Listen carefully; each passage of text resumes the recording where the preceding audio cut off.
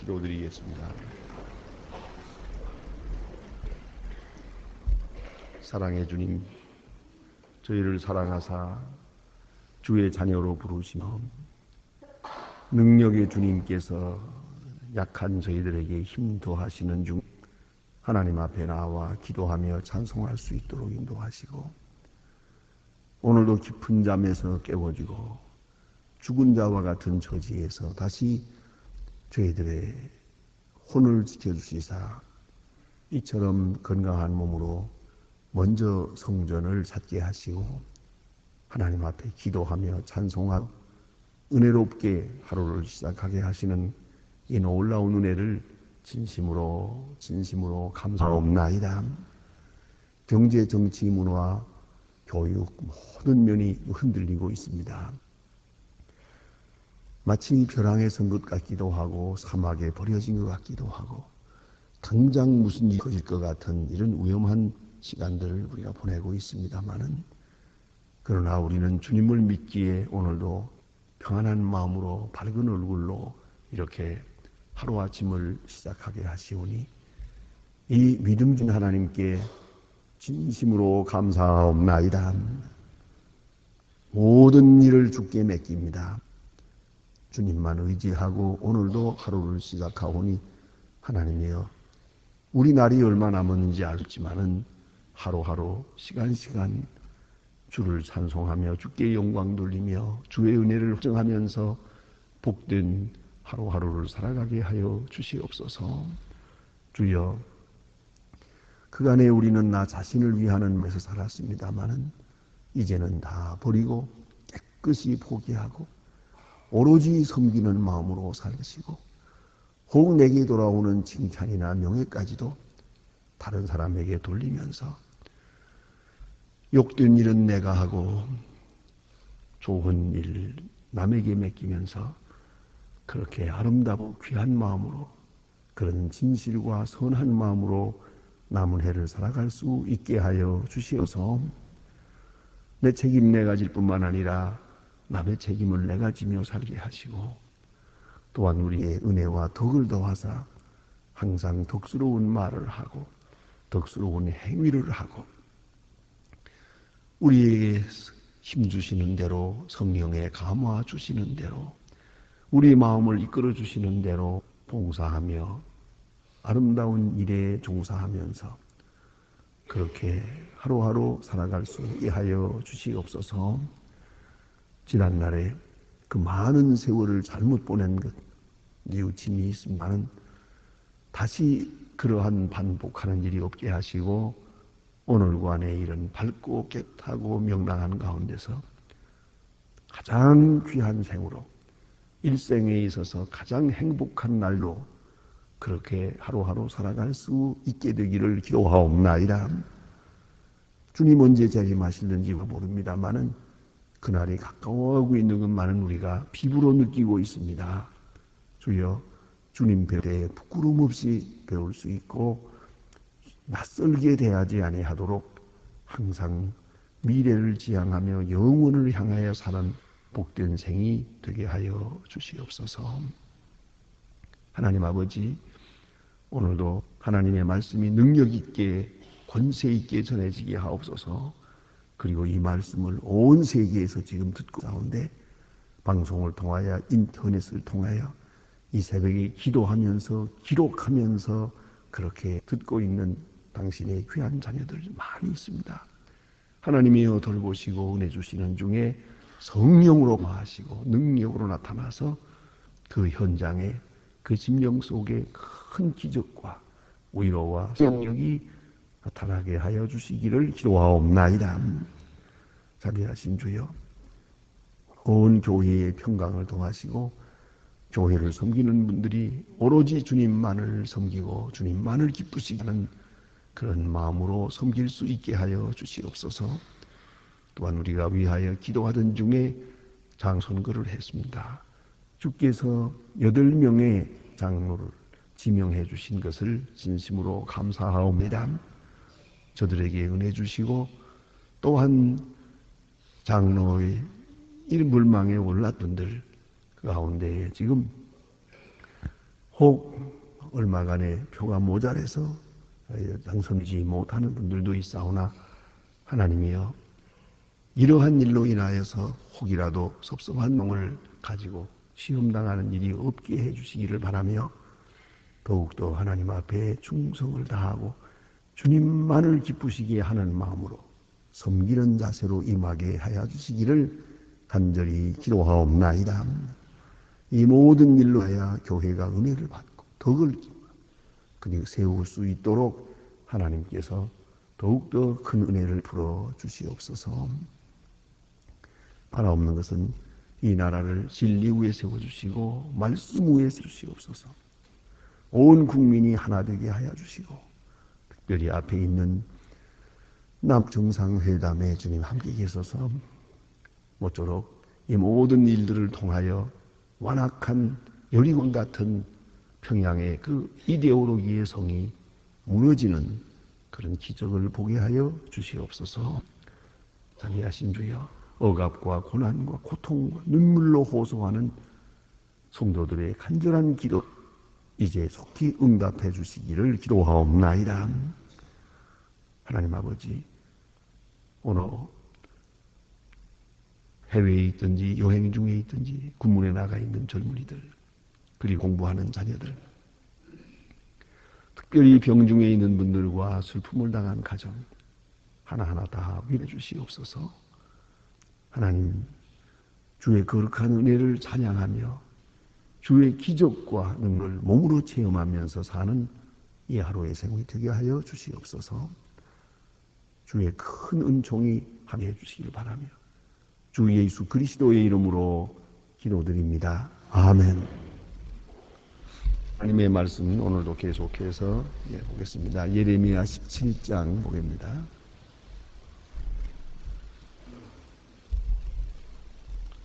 예레미야 17장 1절부터 봉독합니다. 1절로부터 오늘 11절까지 보겠습니다. 예레미야 17장 1절 11절입니다. 주신 말씀 한 목소리로 다 같이 봉독하겠습니다.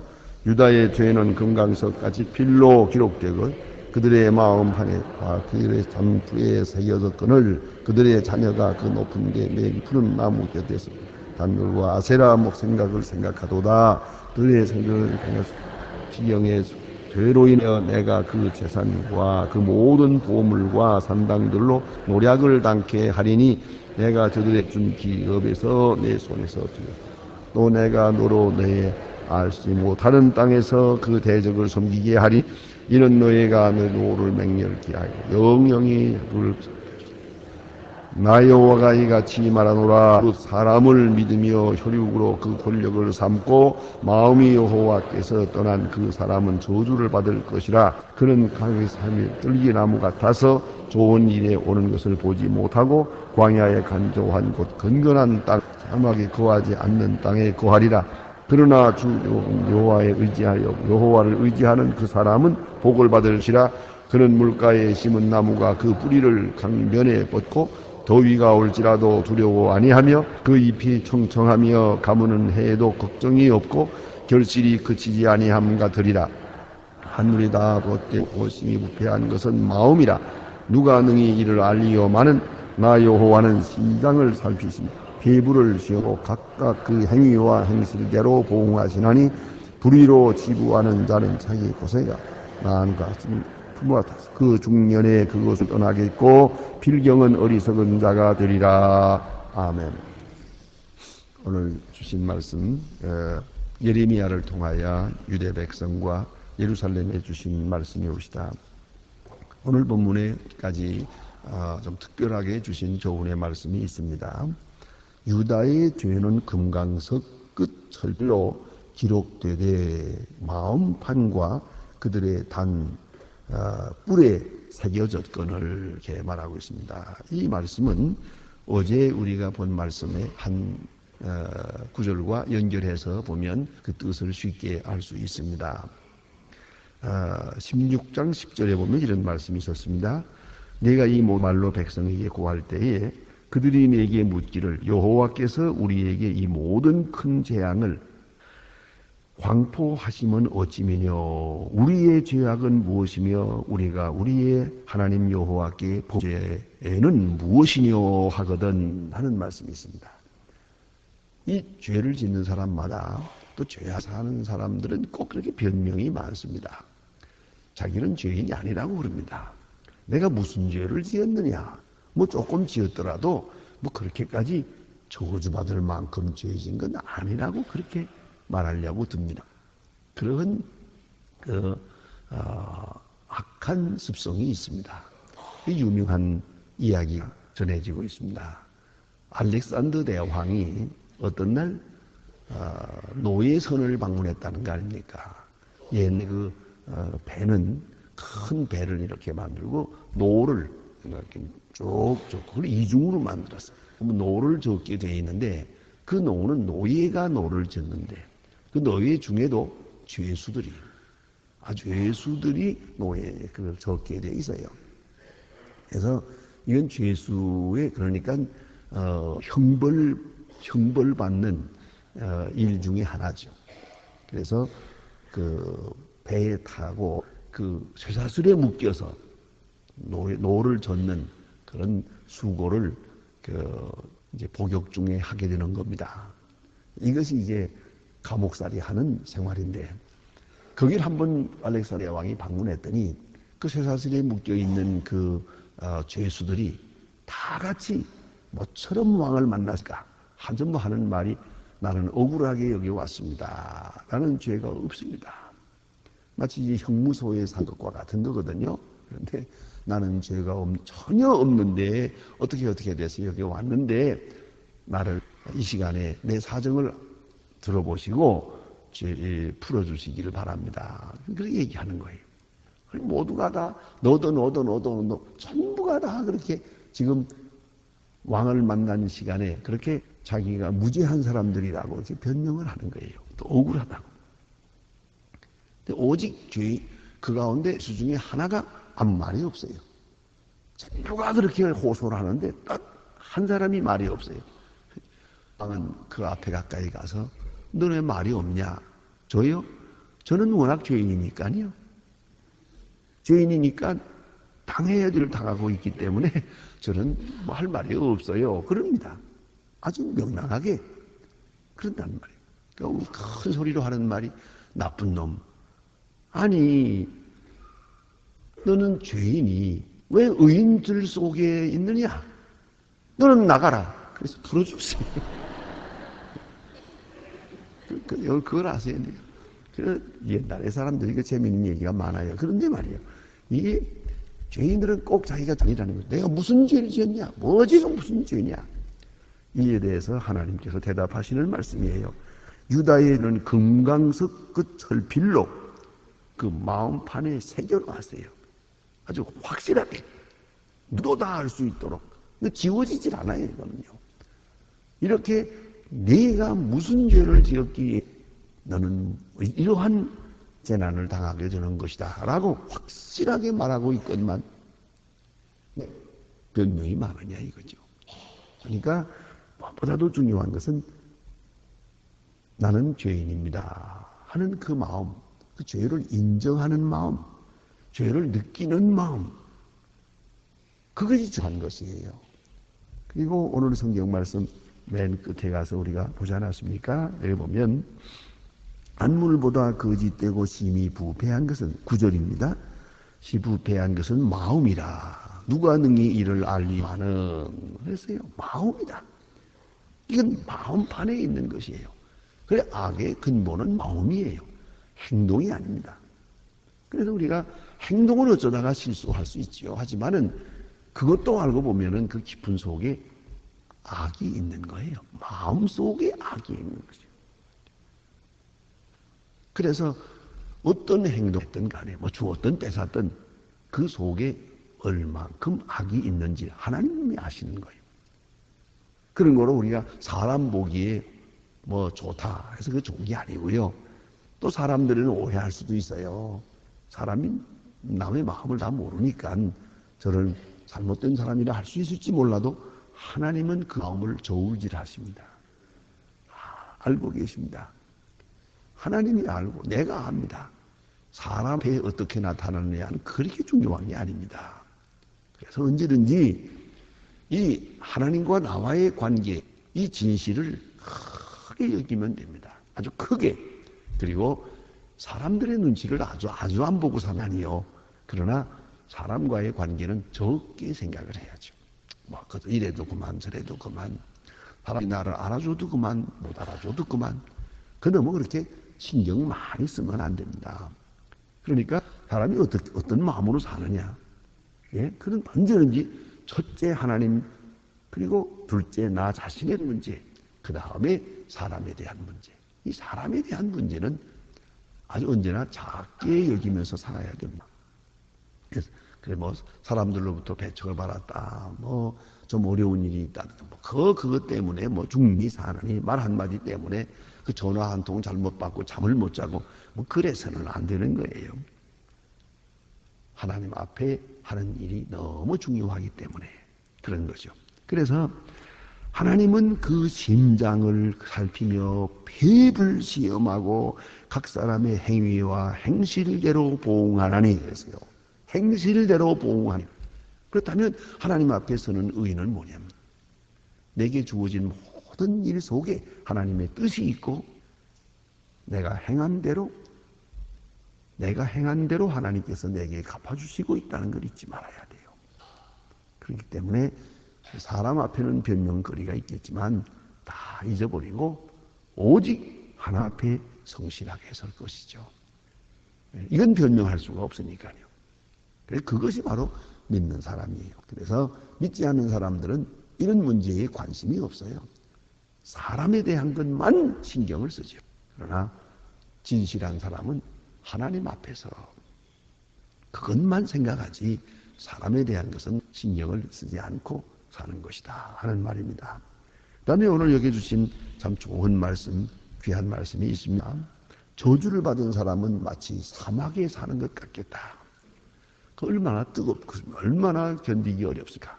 그렇게 건건한 땅에 헤매는 것과 같은 그런 생을 살게 되겠다. 그리고 여호와를 의지하며 여호와를 의뢰하는 그 사람은 복을 받을 것이다. 그래서요. 여기 주신 말씀에 우리 꼭 잊지 말아야 합니다. 뭐 인간적인 의, 인간적인 선 이것을 말하고 있는 게 아니에요. 여호와를 의지하는 마음이에요. 하나님을 믿는 마음, 하나님만 의지하는 마음으로 사는 사람은 그는 물가에 심은 나무가 그 뿌리를 강변에 뻗치고 더위가 올지라도 두려워 아니하여 그 잎이 청청하여 가무는 해에도 걱정이 없고 결실이 그치지 아니함 같으리라. 물가에 심은 나무, 참 귀한 말씀이죠. 예? 물가에 심은 나무는 더위가 올 때, 가뭄이 올 때 아무 걱정이 없어요. 뭐 아시는 대로 여러분 요새 지금 뭐 모내기를 하고 이제 이렇게 농사를 합니다만은 이 벼농사라는 건 물만 있으면 뜨거울수록 좋은 거 아닙니까?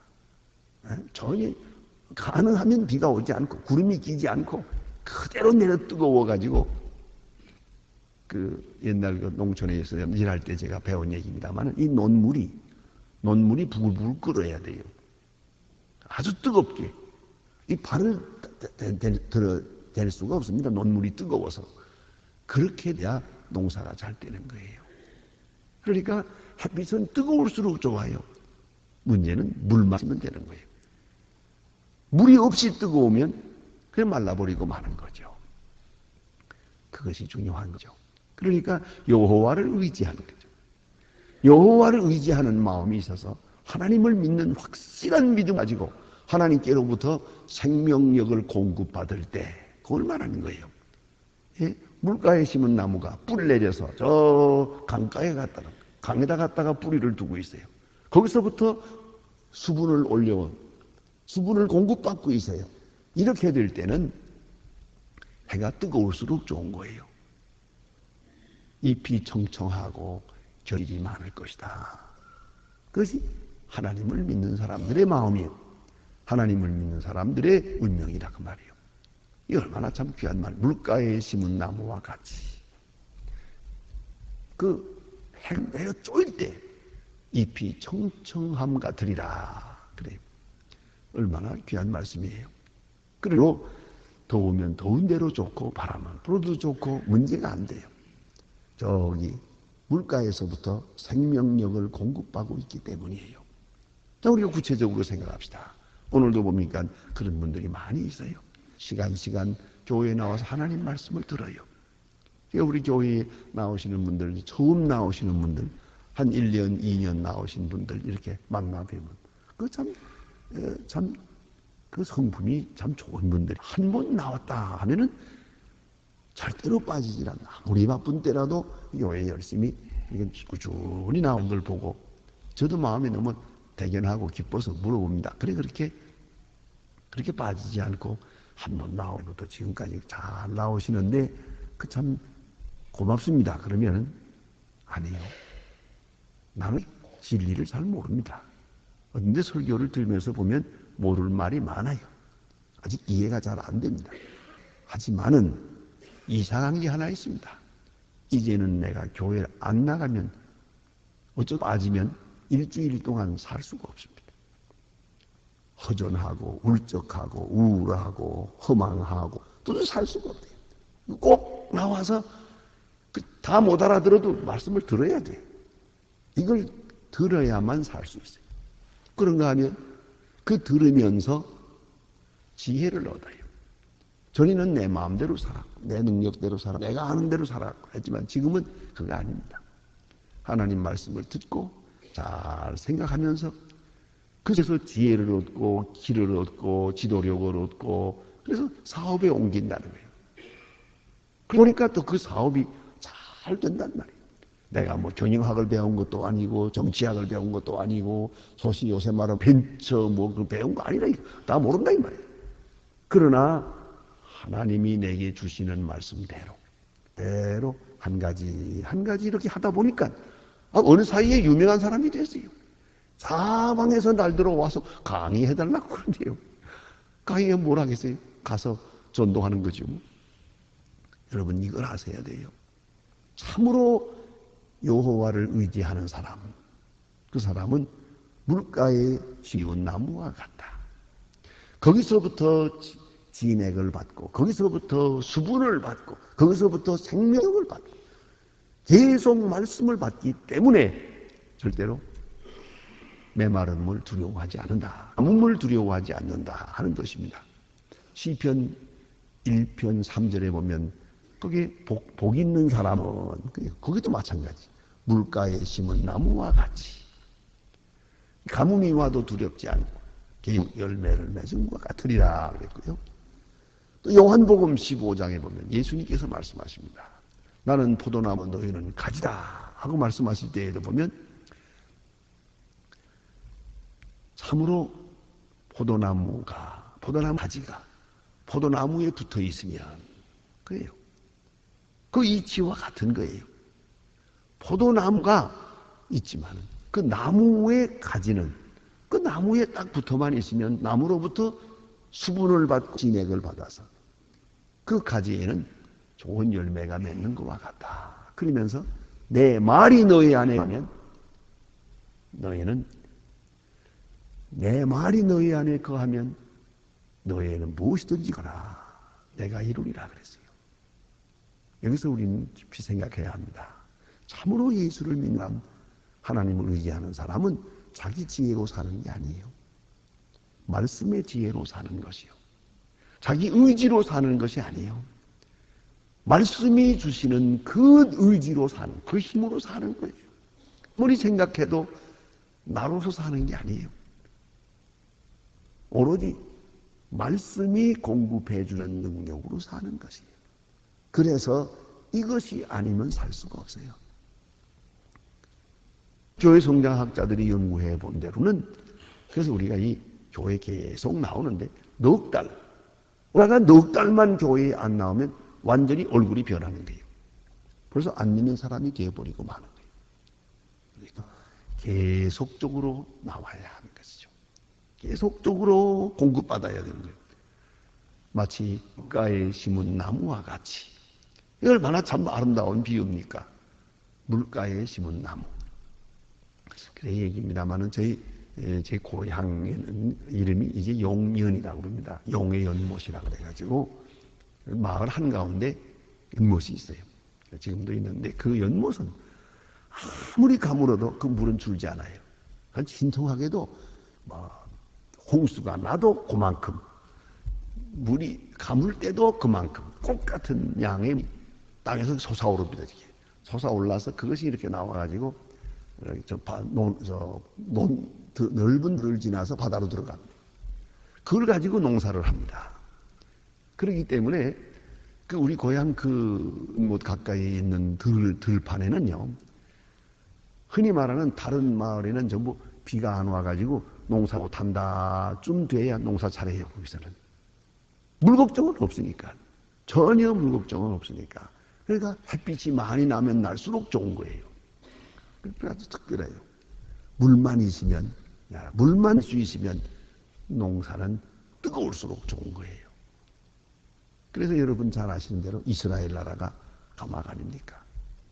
여름에는 완전히 이건 아주 사막입니다. 40도가 넘는 더위에 얼마나 어렵습니까? 물만 있으면 이게 바로 옥토입니다. 농업국가 아닙니까? 이스라엘이요. 그 요단강에 물을 돌려가지고 이걸 잘 보관해서 다 이렇게 물을 공급하고 그러니까 햇빛이 뜨거우니까 여름 내내 비 한 방울도 안 오거든요. 그러니까 이스라엘 사람들이 만들어내는 과일이 넘버원이요. 햇빛을 많이 받아서. 포도도 아주 당분이 높아요. 물만 공급받으면 햇빛은 뜨거울수록 좋은 거예요. 그러니까 하나님의 말씀만 우리가 적절하게 공급받으면 물가에 심은 나무 같아서 환란이 올수록 좋아. 시험이 올수록 좋고 문제가 많을수록 더 좋아.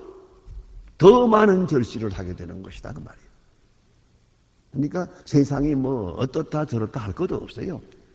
하나님의 말씀만 계속적으로 떡하게 공급받으면 그럴수록 더 많은 결실을 하게 된다. 어려운 일이 있을수록 더 좋은 것이다. 그것을 우리가 생각하게 됩니다. 그래서 우리 마음에 깊이 생각하고 기도하십시다. 물가에 심은 나무와 같아서 계속적으로 하나님의 말씀에 그 귀한 진리, 생명력을 공급받는 그러한 하나님의 사람들로 살아가야 할 것입니다. 기도하십시다.